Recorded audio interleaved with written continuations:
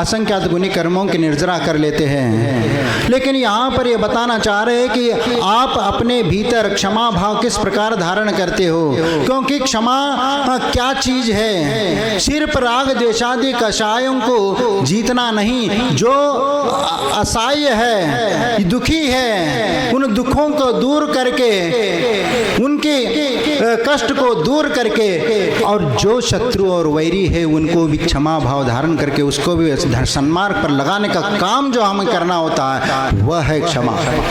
क्षमा वीरस्य भूषणम कहा है। क्षमा यह कायरों का नहीं, वीरों का आभूषण है। इसीलिए क्षमा की ताकत कितनी होती है, यही इस पद्य में, इस श्लोक में बताया गया है कि पुष्प कोटि समम स्तोत्रम।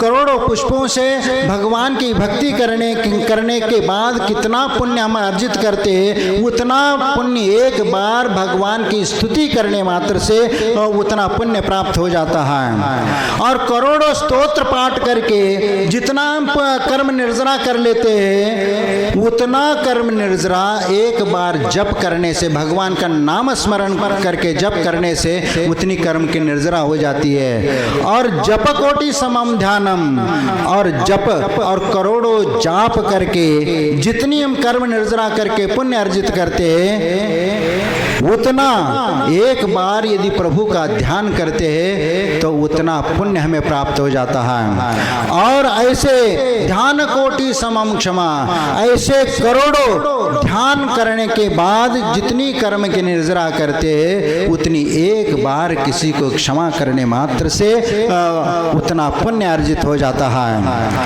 और इसीलिए हम सर्व प्राणी मात्र के प्रति कल्याण की भावना करते हुए खम्मा में सव जीवानम सव्वे जीवा खमंतु में मैत्ति में सव भूदेशु वैरम मज्जम न के नवी, इस प्रकार हम भावना करते हैं। क्योंकि सभी प्राणी मात्र के प्रति कल्याण की भावना करते हैं, सभी जीव किसी प्रकार का दुख की अनुभूति न करे, और सभी जीवों के प्रति मैत्री भाव रखते हुए और सभी जीवों से मैं क्षमा मांगता हूँ और क्षमा करता हूँ, इस प्रकार की भावना हम अभिव्यक्त करते हैं। और इस संसार में कोई भी जीव दुखी न रहे, इसीलिए हम कहते हैं कि सर्वे भवन्तु सुखिना सर्वे सन्तु निरामया सर्वे भद्राणि पश्यन्तु मा कश्चित् दुर्भाग् भवेत्। इसलिए इस प्राणी मात्र में सभी भद्राणि पश्यन्तु, इस संसार में जितने भी जीव हैं वे सब सुखी रहे, और वह सभी जीव निरामय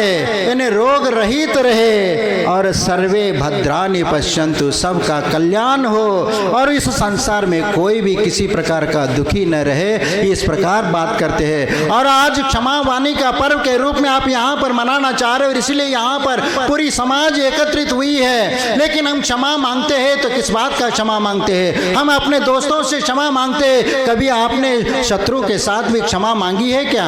यदि आप शत्रु के साथ यदि क्षमा नहीं मांगते तो वह क्षमा नहीं कहलाएगी।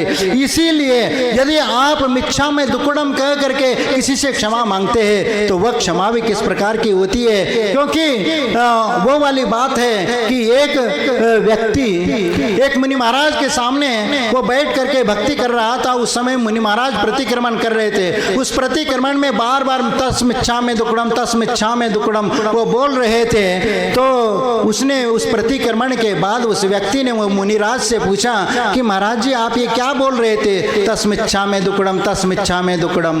तो उनने कहा कि इस दिन भर जो भी हमारे हाथ के द्वारा या हमारे चर्या के द्वारा जाने अनजाने भी एकेंद्री से लेकर पंचेंद्री तक किसी जीव की विराधना हुई होगी तो उसके लिए तस्मिच्छा में दुक्कड़म कह करके हम उस क्षमा याचना करते और माफ करते हैं, और हम प्रायश्चित के रूप में उनसे क्षमा मांगते हैं। तो उसने वह सुन करके वहाँ से वह चल जाता है, और वह एक कुम्हार के मकान के सामने एक पेड़ के नीचे बैठ जाता है, और सामने बहुत सारे मटकियाँ रखी हुई थी। एक कंकड़ उठाता है, उसको फेंक देता है, और वह घड़ा फूट जाता है और बोलता है तस्मिच्छा में दुक्कड़म। और फिर इसके उपरांत वह 8-10 कंकड़ से वह घड़ा फोड़ देता है, और उसके उपरांत वह कहता है तस्मिच्छा में दुक्कड़म।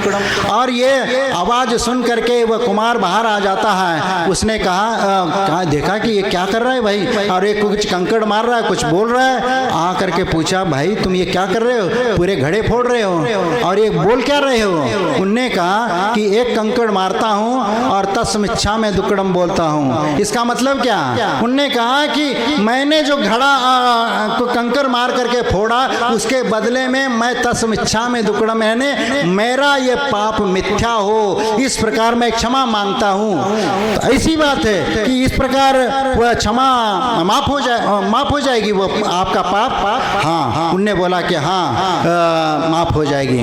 तो वह भीतर चला जाता है और एक लठ उठा करके लाता है और उस घुमा करके एक उसके सिर पर मार देता है और कहता है तस्मिच्छा में दुक्कड़म।